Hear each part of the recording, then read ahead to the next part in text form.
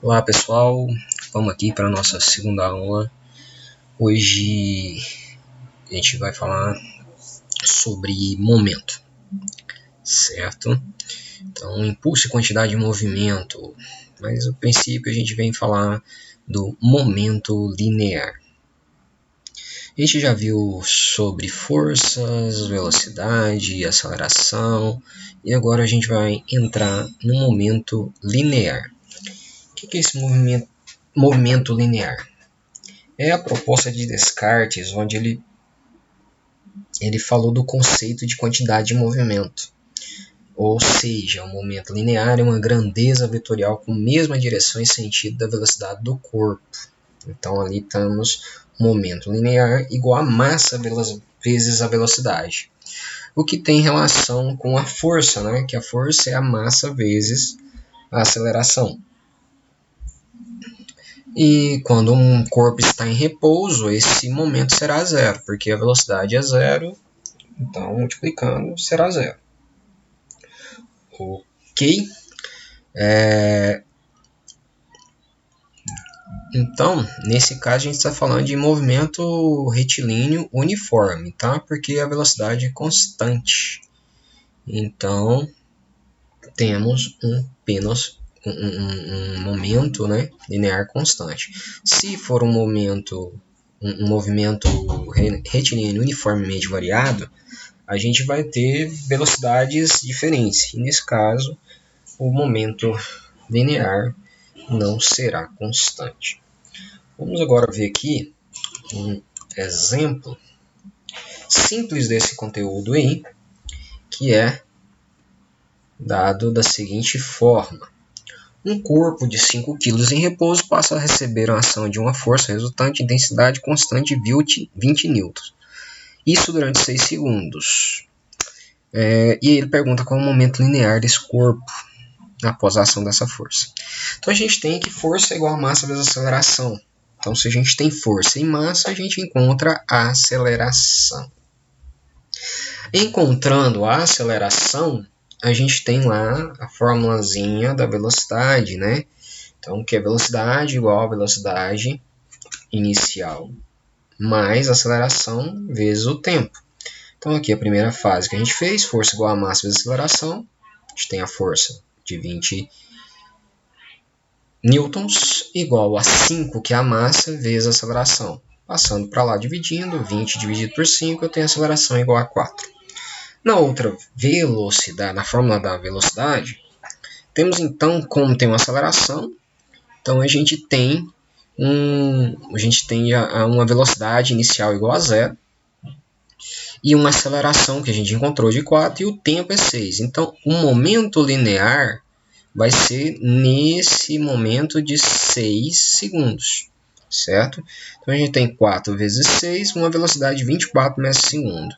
Nesse momento aqui, nesse instante, né, melhor dizendo, para não confundir, nesse instante de 6 segundos, teremos uma velocidade de 24 metros por segundo. Colocando, então, finalmente, no momento linear, temos que o momento linear é a massa vezes a velocidade. Massa lá de 5 kg vezes a velocidade que encontramos, 24, teremos um momento linear de 120 km por segundo. Lembrando a unidade de medida, quilômetros por segundo. Quilo e velocidade metros por segundo. Ok? Voltamos então para seguir aqui o nosso conteúdo. A partir desse momento, a gente tem a ideia de impulso, que isso é definido pela segunda lei de Newton. Se a gente pegar lá a fórmula da velocidade, ou da força, é massa vezes aceleração. E a aceleração é variação de velocidade sobre o tempo. E aqui a gente vai desenvolver ela.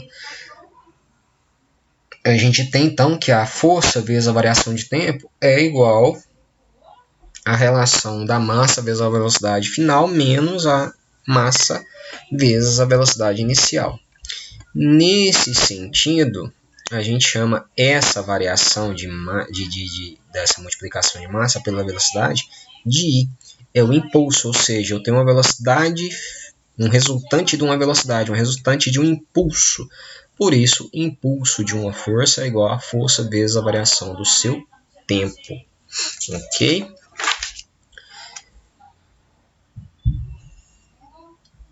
E, em consequência disso também, a gente tem que MV é o próprio momento, né?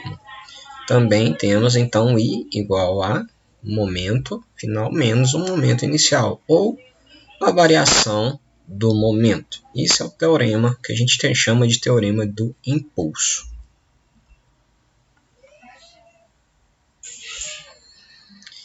A partir desse momento, a gente tem a questão da conservação do momento linear. O que é isso? É a terceira lei de Newton, diz que as forças só surgem de interação de forma de um corpo faz ação sobre a outra.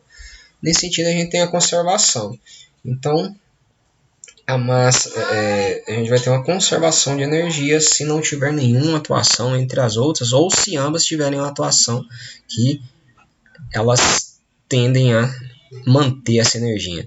Então, no sentido aqui, entendemos que quanto o trabalho de uma força relaciona a força aplicada com o deslocamento do corpo, verifica que a energia adquirida por ele, o impulso de uma força, relaciona a força aplicada ao intervalo de tempo, sendo possível verificar a quantidade de movimento adquirido pelo corpo que recebeu a ação da força. Ou seja, nesse intervalo de tempo aí, a gente vai ter um movimento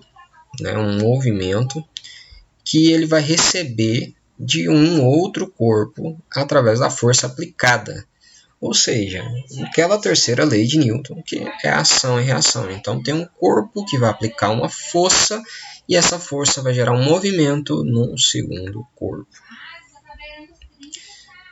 Então, aqui a gente tem esse vídeo aqui apresentando. Peço que depois vocês dão uma olhadinha nele no portal. Tem ele aí na nossa web aula mesmo. Esse aqui é um acompanhamento da nossa web aula. Ok? Então vocês observam esse vídeo e eu vou colocar outros vídeos aqui falando um pouco mais desse impulso, tá? E lá na pós-aula vai ter o exercício, beleza? Qualquer dúvida também chama no e-mail aqui no portal, tá? Abraço, bom estudo aí.